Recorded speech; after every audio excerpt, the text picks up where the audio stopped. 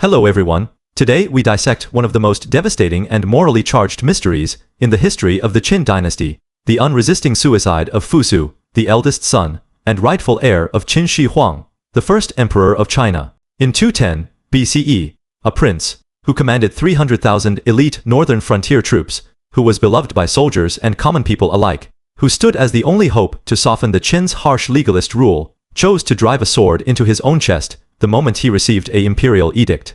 He did not question the order. He did not call for verification. He did not rally his army to march on Xianyang and claim his throne. This decision did not just end one life. It destroyed the Qin dynasty's chance for survival and plunged China into a chaos of rebellion and civil war. To understand why Fusu chose death over resistance, we must step into the scorching summer of the 37th year of Qin Shi Huang's reign, a moment when the entire empire hung on a web of lies, fear, absolute authority, and unshakable personal virtue.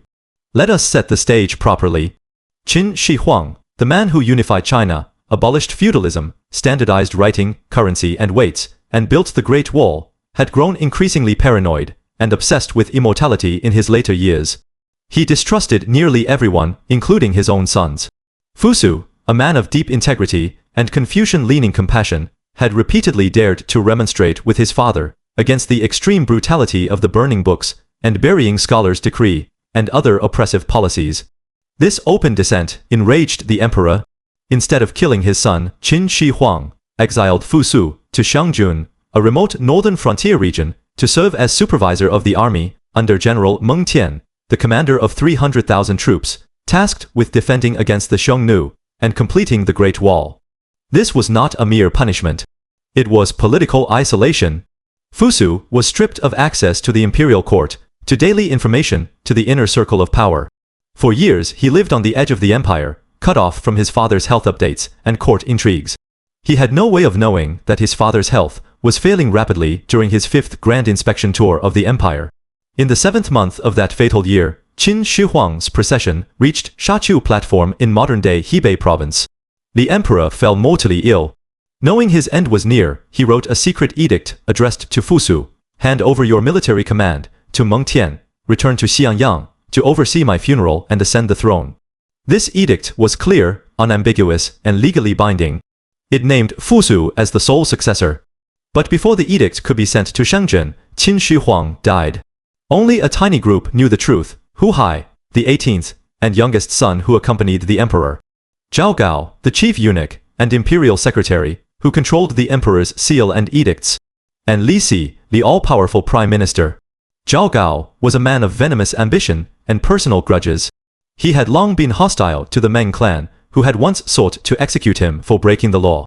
He feared that if Fusu became emperor, Meng Tian and Meng Yi would take total control of the government, and Zhao would be ruined. Huang, young, foolish, and easily manipulated, was Zhao perfect puppet. Zhao next move was one of the most brazen political coups in ancient history. He first convinced Huang to seize the throne, then manipulated Li Si by preying on the prime minister's greed for power and fear of replacement. Li Si knew that Fusu trusted Meng Tian far more than him. If Fusu ruled, Li Si would lose his position and his life.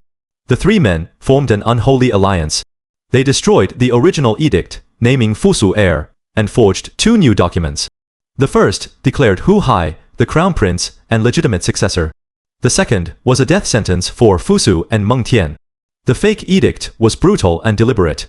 It accused Fusu of 3 unforgivable crimes: first, failing to achieve military victories after years of commanding troops on the frontier, wasting soldiers and resources; second, repeatedly sending letters to criticize and slander the emperor, resentful of being exiled; third, being an unfilial son who showed no respect for his father's will.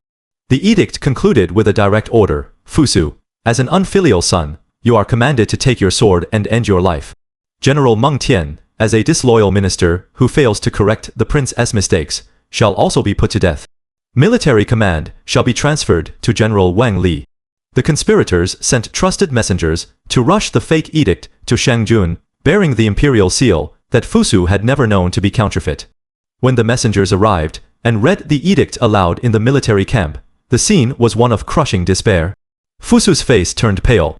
He broke into loud, uncontrollable sobs. He retreated to his private chamber and prepared to kill himself immediately.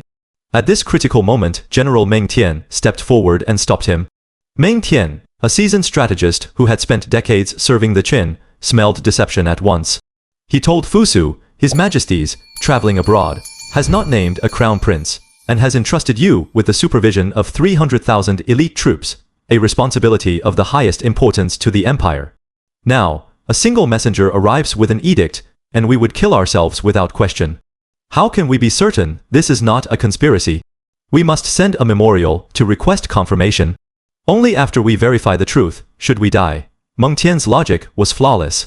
Fusu held the largest, most battle-hardened army in the entire Qin Empire. He could easily arrest the messengers, send riders to Xianyang to check on the emperor's condition, and mobilize his troops to secure his claim to the throne. No one could have stopped him.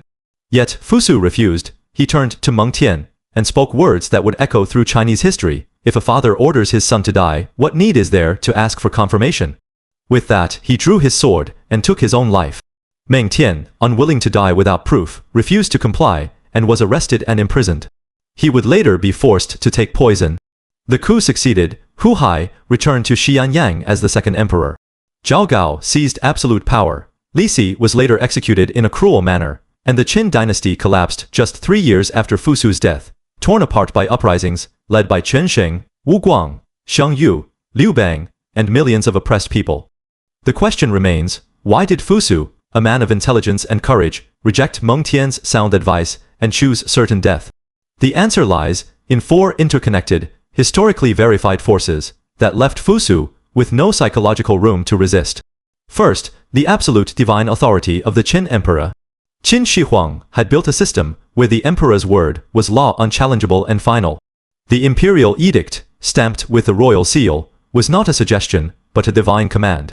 To disobey was to commit treason, a crime punishable by extermination of the entire clan. Fusu had been raised in this system.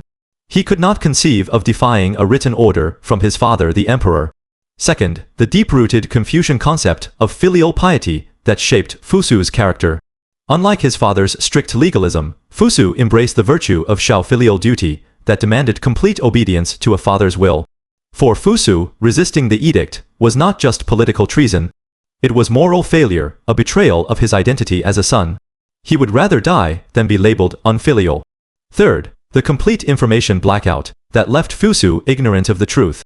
Fusu had no idea that Qin Shi Huang was already dead. He believed his father was still alive, still in full control of the empire, and still angry with him. He had no contact with the court, no spies, no way to learn about the conspiracy at Shaqiu. He thought the edict reflected his father's true will. Fourth, Fusu's own sense of guilt and resignation. He blamed himself for angering his father and being exiled. He felt he had failed as a son and a prince. The accusations in the fake edict of being unfilial, of wasting troops, of resenting his father, struck a painful chord with his own self-doubt. He accepted death as a form of atonement. Many historians and modern viewers call Fusu weak, naive, or foolish for not fighting back. But that judgment ignores the cultural, political, and psychological reality of Qin dynasty China. Fusu was not weak, he was virtuous to a fault. He was a man of principle, trapped in a system designed to crush dissent, betrayed by the most trusted officials of the empire, and broken by a love and loyalty for his father that turned into a death sentence. His suicide was not a failure of courage. It was a tragedy of virtue, destroyed by tyranny and conspiracy. The 300,000 soldiers under his command would not have turned against him. The people of the empire longed for a ruler as kind and just as Fusu. But he never gave them the chance. His death removed the only moderate legitimate leader who could have saved the Qin from its own brutality. It turned a stable unified empire into a bloodbath of rebellion and collapse. Fusu's story is a timeless warning about the danger of absolute power, the cost of blind loyalty, and the way political conspiracies can destroy the best among us. It is a story of a prince who chose honor over survival, filial piety over power, and in doing so sealed the fate of China's first great imperial dynasty. Every time we look back at the fall of the Qin, we must ask, what if Fusu had doubted the edict? What if he had listened to Meng Tian? What if he had marched on Xianyang and claimed his throne? China's history might have been completely different. But history does not turn on what-ifs. It turns on choices made in moments of despair, loyalty, and unshakable principle. Fusu's choice was suicide without resistance, a choice that broke an empire and left a legacy of sorrow that has lasted over 2,000 years. If you enjoyed this journey into ancient China, hit like, drop a comment, and subscribe for more epic history. See you next time.